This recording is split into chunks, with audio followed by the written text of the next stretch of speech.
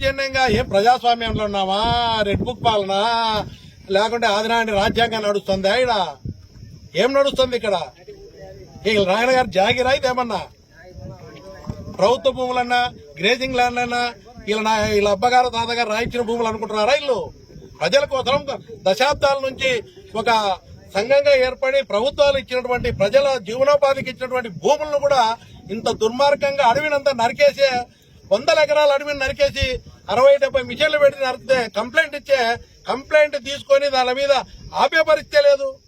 ఏం చేయాలి? రైతులపై ఆపాలా? ఆపితే తప్పుడు కేసులు పెడతారా?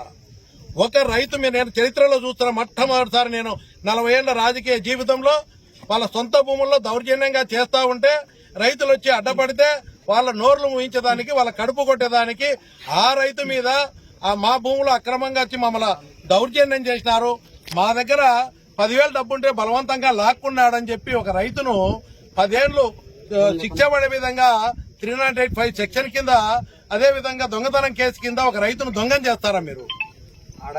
ఈ రోజు ఇంత దుర్మార్గంగా రైతులు అడ్డపడితే రైతులను దొంగలు చేసి మీ అక్రమ సంపాదన కోసం కంపెనీతో లాలుచిపడి ఇంత దుర్మార్గంగా పరిపాలన చేస్తున్నారు. అడిగే వాళ్ళు లేడనే కదా? ఎవరిచ్చారు మీకు హక్కు? కాబట్టి నేను ఇప్పటికేం తెలుస్తున్నా. ఈ రోజు ఈమె కూడా నిన్న కంప్లైంట్ ఇచ్చింది, మధుసూదన్ భార్య. అయ్యా మా పట్టా భూముల్లో దౌర్జన్యంగా వేసినారని చెప్పి అదే కంపెనీ కేసు ఇచ్చి అంటే కేసు కడతారు. అసలు విచారణ కూడా చేయకుండా రిమాండ్కి పంపిస్తారు. ఇప్పుడు కేసు కట్టాలి కదా? కేసు కట్టకపోతే మాత్రం ఇంత దౌర్జన్యంగా దుర్మార్గంగా చేస్తున్న సోలార్ కంపెనీ మీద కేసు కట్టకపోతే చాలా పెద్ద ఎత్తున ఆందోళన చేయాల్సి వస్తుంది. హైకోర్టుకు లీగల్ గా పోతాం.